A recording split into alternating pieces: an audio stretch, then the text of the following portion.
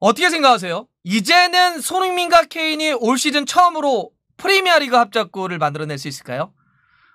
케인이 주중에 유로파 컨퍼런스 리그에서 3골을 때려 넣으면서 해트트릭을 땅땅땅 기록을 했습니다. 쫙 올라오는 그런 흐름에 있고요.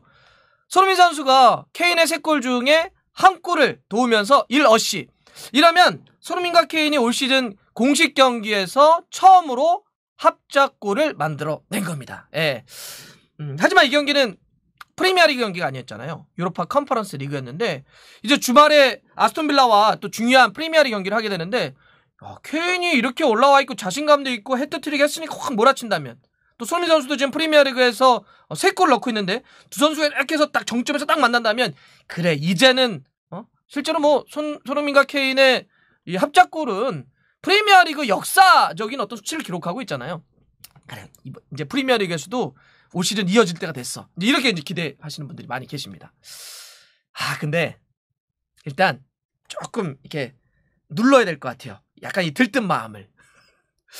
왜냐하면 토트넘이 일단 무라를 컨퍼런스 리그에서 5골 때려 넣으면서 케인 해트트릭 하면서 5대1로 크게 이긴 거 맞습니다. 그런데 상대가 약하잖아요. 슬로베니아 팀인데 그 중에서도 중위권 팀입니다. 사실은 그냥 한 1.5군, 2군 갖고도 어떻게 해봤어야 될 팀인데 이제 그런 팀이었고 또 지금 그 경기에서 일진 형들을 너무 좀 땡겼었어. 2골 앞서다가 1골을 상대가 쫓아붙으니까 막 누누가 좀 당혹스러워가지고 이 경기 지면 큰일 나는데 그래가지고 손케모, 손흥민, 케인, 루카스 모우라를 후반전 그냥 조금 있다가 확 집어넣어버렸죠. 그래서 세 선수가 다 후반전 한 30분 정도씩 뛰었죠. 그런데다가 이어서 호이베르까지 뛰게 했잖아요. 그러니까 주전급들을 이 경기 사실 좀 쉬게 하고 이제 이어지는 주말에 빌라 경기 좀 대비하려고 했는데 너무 땡겨 쓴 거예요. 지금 체력이네 뭐네. 그러니까 이거 그냥 무라 경기 때 5골 넣고 대승하고 막 케인 올라왔다고 그냥 마냥 좋아하긴 어렵다. 그렇습니다. 그런데다가 제가 이 땡겼었다는 얘기를 했는데 아스톤 빌라와의 경기가 이 무라 경기와의 텀이 채 만 3일이 안 돼요. 한 이틀하고 한 반 정도 쉬었다고 해야 되나? 힘들죠. 그런데다가 이 주력들을 좀 많이 썼기 때문에 요 체력 안배 반면에 아스톤 빌라는 쭉 쉬었거든요. 그러니까 아직은 모른다. 좀 들뜬 마음 눌러야 된다. 이런 거고요. 토트넘의 상황이 지금 들뜰 수가 없잖아요, 사실. 프리미어리그만 놓고 보자면 정말 극과 극 롤러코스터를 타고 있습니다. 하늘로 갔다가 땅으로 막 수직 막 급락하고 막 하고 있는 그런 상황이죠. 초반에 3연승 선두 달릴 때까지만 해도 좋았죠. 그러다가 최근에 3연패 나락으로 좀 빠졌습니다. 그 3연패도 그냥 3연패가 아니잖아요. 3실점 최악의 수비 보여주면서 그야말로 무너지고 있습니다. 그러니까 막 초반에는 뭐 8월에 최고의 감독이네 이랬던 누누가 지금은 잘라야 되는 거 아니냐. 경질위기 딱 직면해 있고요. 뭐 토트넘의 순위 자체가 11위예요. 그 순위 테이블의 뒤편으로 가 있습니다. 더욱이 이번에 토트넘이 상대하게 되는 아스톤 빌라 지난번에 쪼가 뭐 아세톤 빌라다 상대를 다 지운다 뭐 이런 얘기를 했는데 빌라가 만만치가 않습니다. 바로 직전에 맨유를 잡았잖아요. 아스톤 빌라가 커트니 하우스가 결승골 넣으면서 1대0으로 그것도 원정에서 OT에서 맨유를 잡은 게 바로 이 아스톤 빌라입니다. 잭 그릴리시가 맨시티로 떠났는데 데닝스라든지 부엔디아라든지 애슐리 영이라든지 뭐 튜eng제부도 맨유에서 임대해왔죠. 선수들을 쭉 데려오면서 괜찮아요. 시즌 초반에 지금 순위가 아스톤 빌라가 8위입니다. 8위. 맨유 직전에 누구 잡았냐? 에버튼 잡았어요. 지금 2연승을 달리고 있는데 6번 싸워서 프리미어리그에서 3승 1무 2패 토트넘보다도 높은 순위에 있는 팀이 빌라입니다. 그런데 어떻게 토트넘이 지금 들뜰 수 있겠어요? 눌러야 돼요. 그런데다가 최근에 두 팀이 만났을 때 토트넘이 이번 경기도 토트넘 홈 경기거든요. 근데 맞대결에서 토트넘이 졌는데 바로 홈에서 졌습니다. 그것도 최근 일이에요. 지난 시즌 37라운드 그러니까 말미죠. 5월에 토트넘이 홈에서 아스톤빌라와 경기를 했는데 이때 1대2로 패배를 했습니다. 사실 그 전까지는 맞대결에서 6연승을 달렸던 토트넘이었는데 한 방 제대로 딱 맞으면서 무너져 버렸죠. 자, 이런 상황이라는 거예요. 지금 뭐 무라 5대1로 잡았고 해리케인이 해트트릭을 했고 손케가 막 부활할 것 같고 이게 그렇게 쉽게 볼 게 아니라는 거죠.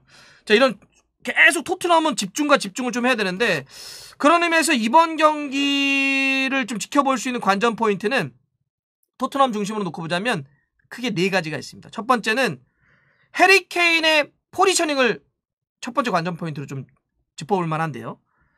해리케인이 뭐 여러분들 다 이번 시즌 지켜보시겠지만 미드필더나 윙처럼 플레이하고 있잖아요. 왼쪽 측면이나 아니면 2선 쪽까지 내려가서 누군가는 막 수비형 미드필더 이런 얘기할 정도로 자꾸 내려와 있단 말이에요. 올 시즌 해리케인의 프리미어리그 제가 히트맵을 하나 보여드릴 텐데 어때요? 딱 보시더라도 왼쪽 측면 아니면 2선 쪽에 내려와 있죠. 박스 쪽에 거의 접근을 못하고 있단 말이에요. 이번 경기에서도 이러면 이건 진짜 문제가 있어요. 그나마 좀 다행이라고 한다면 해리케인이 무라와의 경기를 통해서 상대 페널티 박스 안으로 들어가서 거기서 위치하면서 슈팅을 많이 때렸고 결과적으로 해트트릭을 기록했다는 거죠. 근데 이제 이렇게 얘기하실 수 있어요. 아 근데 그 경기는 저 상대가 무라였잖아요. 맞아요. 그래서 해리케인이 아스톤빌라와 같이 껄끄러운 상대를 통해서도 몸싸움을 마다하지 않으면서 혹은 누누 감독이 구체적으로 지시를 하면서 해리케인이 박스 안으로 들어갈 수 있을 것이냐 이걸 지켜봐야 된다. 이번에도 못하게 된다면 이거는 누누 감독에게도 해리케인에게도 타격이 있을 겁니다. 반등하려면 해리케인 들어가야 돼요. 박스로. 이게 첫 번째고요. 두 번째는 해리케인이 그렇게 박스로 들어간다면 손흥민과 케인의 프리미어리그 내에서의 합작골도 시동이 걸릴 수 있다. 비단 이 경기에서 손케가 어떤 시너지를 발휘하면서 골을 만들어낸다는 것이 아니라 지금 시즌 초반이잖아요. 해리케인이 완전히 뒤로 빠지거나 측면 쪽으로 가면서 손흥민과의 거리가 너무 멀어요. 두 선수가 가깝게 붙어가지고 주고받으면서 합작골이 나와야 되는데 멀리 벌어져 있었단 말이죠. 이제는 둘이 붙어서 뭐 원투를 치건 아니면 뭐 3자를 치건 어쨌든 둘이 콤비네이션을 하면서 골을 만들어야 되는데 만약에 해리케인이 박스 쪽으로 공격적으로 슈팅 포지션으로 들어온다면 손흥민 선수와의 거리가 가까워지기 때문에 두 선수의 합작골이 나올 가능성은 빌라 경기도 높아지는 거고 그 이후에도 토트넘의 어떤 분위기를 끌어올리는 중요한 옵션이 될 것이다. 그런 점에서 두 번째 관전 포인트를 이렇게 잡아봤고요. 세 번째는 사실 이건 토트넘의 전술적인 구성에 있어서 되게 중요한 부분인데 미드필더의 조합을 어떻게 꾸릴 것이냐. 사실 지난번 북런던 더비 때 아스날과 싸울 때 토트넘이 정말 미드필더 최악이었습니다. 네. 압박 강도 말도 안 되게 낮죠. 상대에게 공간을 이만큼 열어주죠. 네. 근데 이때 구성이 저는 그 선발 보고도 이해가 좀 안 됐는데 어떻게 구성을 이렇게 했지? 호이비에르를 한 명만 원보란치 수비형 미드필더로 내려놓고 그 위쪽에 누굴 세워놨느냐? 알리와 은돈벨레 세웠다고요. 이러면 공격과 수비 밸런스가 깨지죠. 호이비에르 혼자서 그냥 쓸다가 죽는 거죠. 힘들어가지고. 그런데 막 아스날은 계속 허리 쪽에서 움직이면서 막 투미들 3미들이 막 와가지고 부닥쳐버리니까 여기서 완전히 게임 끝난 거였거든요. 근데 왜 이렇게 했을까? 그런데다가 막 알리는 땅만 보고 드리블만 치죠. 은돈벨레도 마찬가지죠. 시야가 확보가 안 되죠. 막 이러니까 은돈벨레 막 알리 다 엉망이었다고요. 제가 봐서는 이번에는 어떻게 어리를 구성할 것이냐. 근데 은돈벨레를 지난 주중에 컨퍼런스에 쉬게 해가지고 설마 이 경기를 선발로 또 낼까 싶은데 저는 그러면 안 된다고 봅니다. 이 경기는 허리 조합을 호이비에르와 스킵.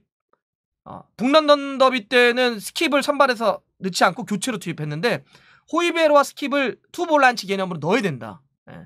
그리고 부진한 알리와 은돈벨레 빼고 위쪽에 로셀소는 이제 그 컨퍼런스에서 너무나 많은 시간을 뛰었기 때문에 그에 대한 부담감은 있지만 이 조합으로 가야 된다. 그래야 북런던 더비 때 보여줬던 그런 정말 참패 최악이었던 미드필더의 어떤 공간이라든지 압박 강도에서 벗어날 수 있다. 예. 전 그래서 허리 쪽의 구성 세 번째 되게 중요한 포인트라 보고요. 네 번째는 중앙 수비수 로메로의 선발 기용, 요것도 좀 지켜봐야 될 포인트라 봅니다. 예. 진짜 왜 안 쓰는지 모르겠어요. 발 좋죠. 움직임 있죠.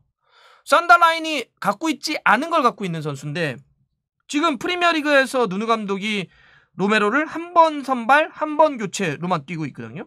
너무 부족해요. 예. 그래서 로메로를 이번에 선발로 써야 된다. 썬더라인 중에 한 명을 빼거나 아니면 저는 이따 예상 선발 라인업 제가 말씀드릴 때 좀 보여드리겠지만 요 로메로의 선발 기용 포인트와 더불어서 하나 더 가볼 게 뭐냐면 4백으로 갈 거냐 3백으로 갈 거냐 이것도 중요한 관전 포인트가 될 거라 봅니다. 자, 그거는 예상 선발 라인업 제가 말씀드리면서 정리해 드리겠습니다. 토트넘은 일단 4-3-3으로 쓸 것 같습니다. 최전방은 뭐 이거는 그냥 약간 고정해놓고 갈 것 같아요. 해리 케인 최전방에 올려놓고 손흥민, 루카스 모우라. 그리고 이제 허리 쪽에 3명은 로셀소를 약간 위쪽으로 올려놓고 투 보란치로 스킵과 호이베르. 그다음에 포백은 레길론, 다이어, 로메로, 탄강과 요리스 이렇게 쓰는 게 3-4-3에서는 기본이 될 것 같습니다. 제가 했던 투 보란치와 로메로 선발로 넣는 그런 형태인데 저는 여기서 백스리로 전환하는 것도 가능하다고 생각해요. 사실 이거는 누누 감독이 울버햄튼 감독 때부터 썼던 거고 로메로도 3백에서 잘 가동할 수 있는 선수거든요. 그런 점에서는 이렇게 쓰는 것도 괜찮아요. 3-4-3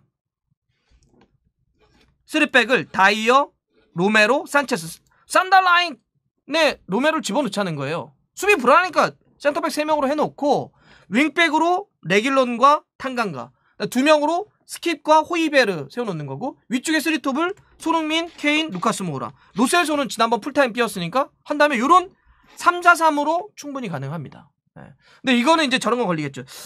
시즌 도중에 수비의 포메이션을 바꾸는 건 좀 부담스럽긴 하거든요. 근데 뭐 다른 팀들도 요즘은 뭐 4백과 3백 오가기도 하고 변칙적인 3백 운영하기도 하니까 저는 로메로를 투입한 이것도 진짜 한번 써볼 만한 대형이지 않을까 좀 보여줍니다. 자, 원정팀 아스톤빌라 만만치 않죠? 여기도 이제 백스리 있을 것 같은데요. 그러면서 3-5-2 형태가 될 것 같습니다. 최전방 투톱은 데닝스와 와킨스 쓸 것 같고요. 미드필더 쪽에는 맷 타깃, 더글라스 루이스, 제이콥 램지, 맥긴, 캐시가 오른쪽 윙백인데 진짜 공격력이 좋은 선수예요. 이 캐시가 오른쪽으로 들어갈 때 레길론이라든지 역할이 되게 중요할 겁니다. 사실 캐시가 올라오는 것 때문이라도 레길론도 중요하지만 여기다가 투보란치를 놔가지고 스킵이나 호이베르가 이쪽으로 도와주는 움직임을 가져가줘야 돼요. 캐시가 상당히 공격적이다. 다음 백스리는 밍스, 그리고 맨유에서 임대해서 뛰고 있는 튀앙제부, 그 다음에 콘사, 골키퍼는 에밀리아노 마르티네스가 쓸 것 같습니다. 손흥민 선수는 역대 아스톤빌라 경기가 사실 경기는 그렇게 많이 소화하지 못했어요. 이상하게 빌라전 앞두고는 뭐 퇴장 징계를 받는다든지 부상 이런 것 때문에 많은 경기를 소화하지 않았는데 그래도 나올 때마다 골을 잡아내는 집중력은 아스톤빌라 상대로 보여줬습니다. 프리미어리그 2경기 상대에서 2골 넣었고요.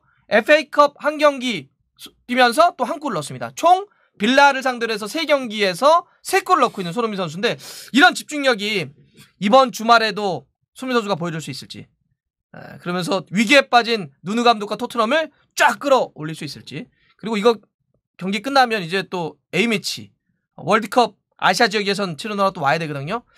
기분도 좋고 몸도 건강하게 해가지고 또 좀 돌아왔으면 좋겠습니다. 뭐 또 지켜보죠.